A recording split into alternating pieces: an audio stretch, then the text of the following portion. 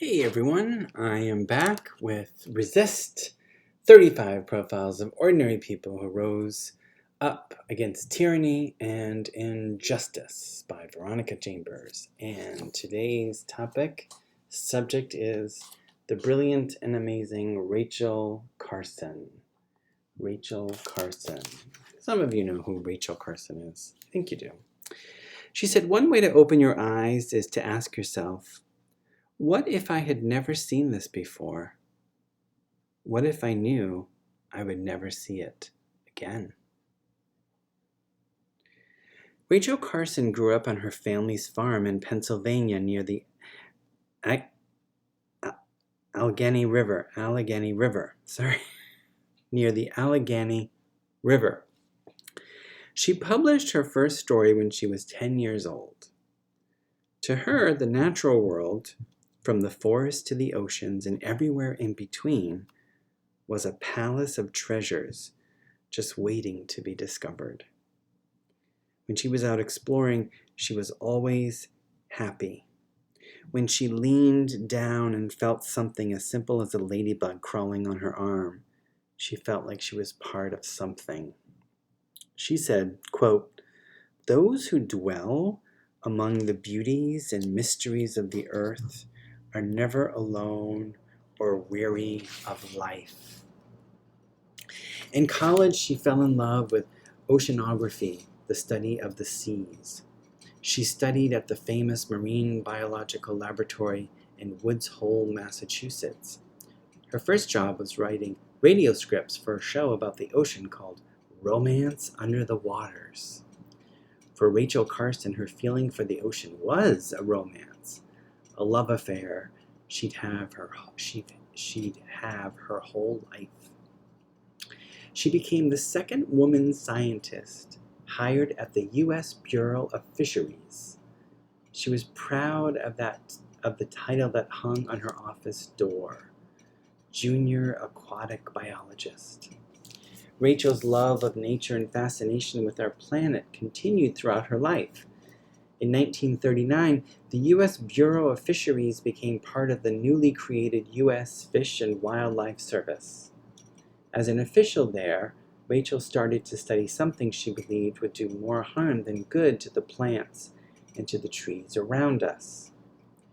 It was a pesticide called DDT. A pesticide is something farmers use to keep insects from eating the crops.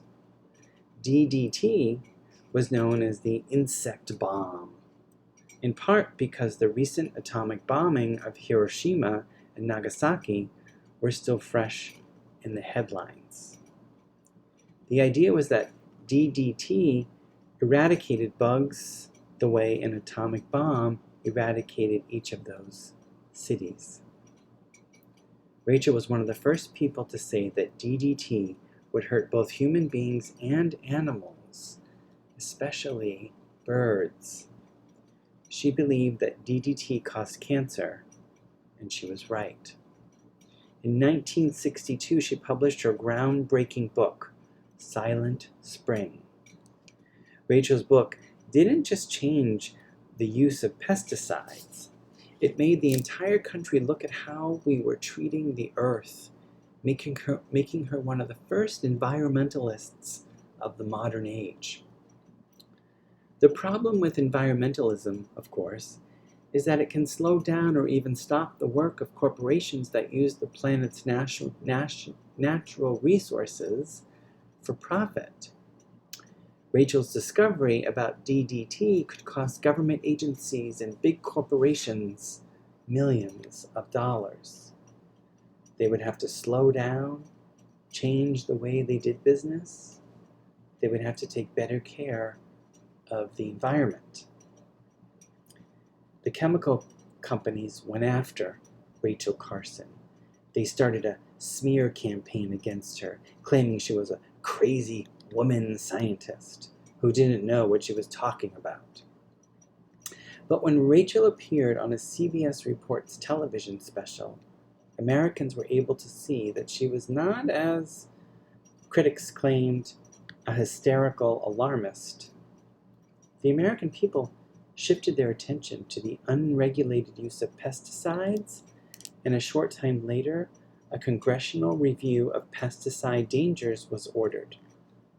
Under John F. Kennedy, the President's Science Advisory Committee report was released, and its findings were the same as Rachel's. 10 years after the publication of Silent Spring, the Environmental Protection Agency secured a phase-out plan for DDT in the United States. People often wondered how one woman had the tenacity to take on the biggest corporations and Congress in a battle that had not even been publicly declared.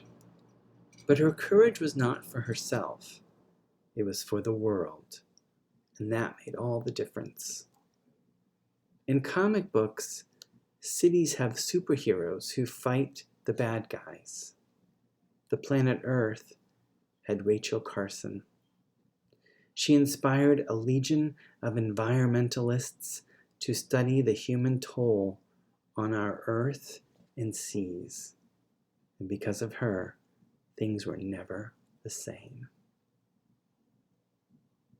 Rachel Carson.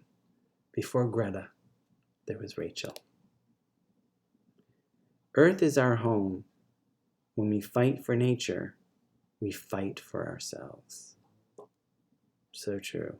When we fight for nature, we fight for ourselves. We fight for our future. We fight for our future when we fight against pollution and poisoning of our ground and water and oceans and the use of pesticides, and we want our food to be organic and not have all that stuff in it. We're fighting for ourselves. It's hard work and dangerous work because corporations have a lot of money and they have a lot of power. And politicians have a lot of money and a lot of power. And so think about all of the things that happened to Rachel have happened to someone like Greta. Because she is someone who's young, and she stands up to the establishment, stands up to corporations and to government and to people of power and says, we need to make a change. And she is our Rachel Carson. All right, so that's it. I will see you next time where I'll be reading about John Lewis, whom we recently lost. So he was an amazing, amazing man. So I hope you enjoyed learning more about Rachel Carson, and I'll see you next time. Bye.